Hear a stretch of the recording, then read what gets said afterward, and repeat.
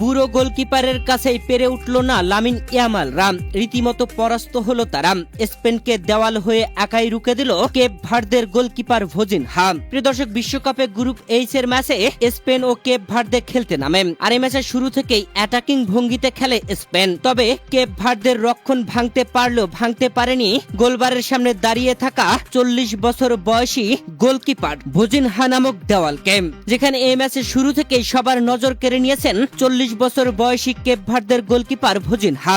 40 বছর 12 দিন বয়সে কেপ ভার্দের গোলরক্ষক ভোজিনহা ফিফা বিশ্বকাপের ইতিহাসে অভিষেক হওয়ার সবচেয়ে বয়স্ক খেলোয়াড় হিসেবে রেকর্ড গড়েছেন। তিনি কানাডার আতিবা হাচিনসনকে ছাড়িয়ে গেছেন, যিনি 2022 সালে 39 বছর 288 দিন বয়সে পূর্ববর্তী রেকর্ডটি গড়েছিলেন। তিনি গোলকিপার ছিলেন নাকি কেপ ভার্দের গোলবারের সামনে দেওয়াল হয়েছিলেন তা যেন দর্শকরা বুঝতেই পারছিল না।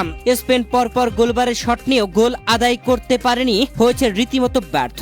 প্রিয় দর্শক, এই ম্যাচে প্রথমার্ধে গোলশূন্য ছিল দুই দলই, যেখানে দ্বিতীয়ার্ধের ম্যাচের 67তম মিনিটে গোল না পাওয়া স্পেন গোল পেতে মাঠে নামান লামিন ইয়ামালকে, আর লামিন ইয়ামালও মাঠে নেমে স্পেনের আক্রমণ আরো শক্তিশালী করে তোলেন। পরপর আরো বেশ কয়েকটি বল কেপ ভার্দের গোলবারে নিয়ে যায়, তবে কেপ ভার্দের রক্ষণ সহজেই ভাঙতে পারলেও ভাঙতে পারেনি কেপ ভার্দের গোলবারের সামনে দাঁড়িয়ে থাকা 40 বছর বয়সী ভোজিনহা নামক দেওয়ালকে।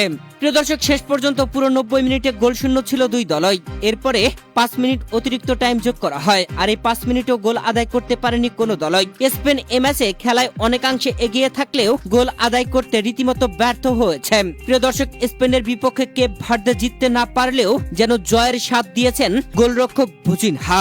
অবিশ্বাস্য গোলকিপিং করে তিনি চমকে দিয়েছেন পুরো বিশ্বকে।